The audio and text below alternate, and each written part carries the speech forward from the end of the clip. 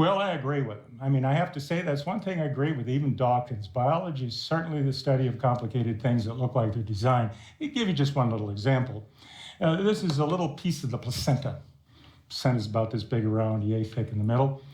And if you look at a placenta after it's been delivered as afterbirth, there's like lumps on the surface that were up against the endometrium, the uterus. And those little lumps are like looking at the tops of trees in a forest. There's approximately 20 little trees, they're called cotyledons, in a placenta. Each one has one trunk, and then they branch, and the branches have branches, and the branches have branches, all the way out to the twigs. This is one of the twigs. And you know, trees have bark. Well, a placenta has a coating of a cell here that you see this little red line around here. Notice the nuclei are puddled together. I can tell you something amazing about this, something you probably don't know. It may be your obstetrician doesn't even know this. The whole surface of the placenta is one cell. It's called syncytial trophoblast. It has millions, perhaps trillions of nuclei, but it's all one cell. That means you're not getting across this barrier here unless you go right through the cell. There's no way to sneak through between cells because the whole surface is one cell. It formed from the fusion of many separate cells called cytotrophoblasts. Now, here's where you see God's handiwork. The red blood cells inside the twig, see these here, and there's a white blood cell here. These are the baby's blood cells. They're completely separated by this seamless one-cell border, which, by the way, if you could flatten this cell out, it would occupy the area of a living room area rug, about 8 by 11 feet. That's a big cell. Here, this red blood cell is mother's red blood cell. So baby here, mother here. That makes sense? Got the barrier in between? Now, the baby has to make its own blood. That's one thing the placenta can't do. The placenta serves the function of the lung, the kidney, the GI tract, the endocrine system. I mean, a baby can be born without lungs and survive till you take the placenta away.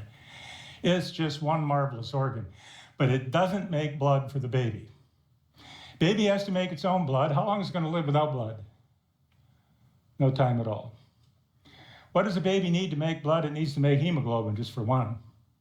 Hemoglobin contains iron, and its only source of iron is from mother's blood. Boy, have I got some bad news for you.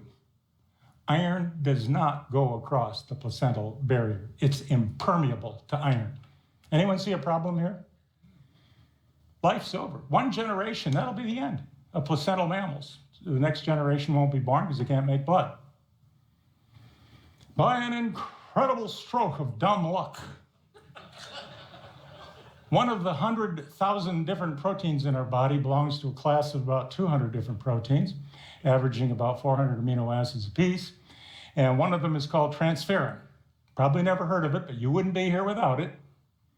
Transferrin goes across this barrier, picks up the iron from the mother, and is able to carry it across the barrier and release it to the baby's blood, without which end of the life.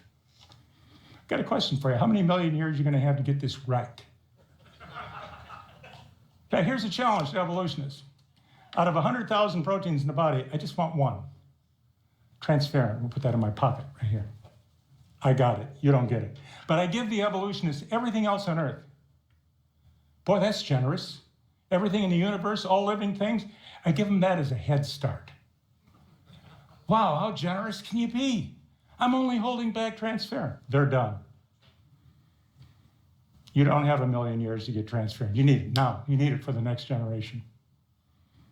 I give you several hundred more examples like that if you got the time. No, I can see you're not interested in more.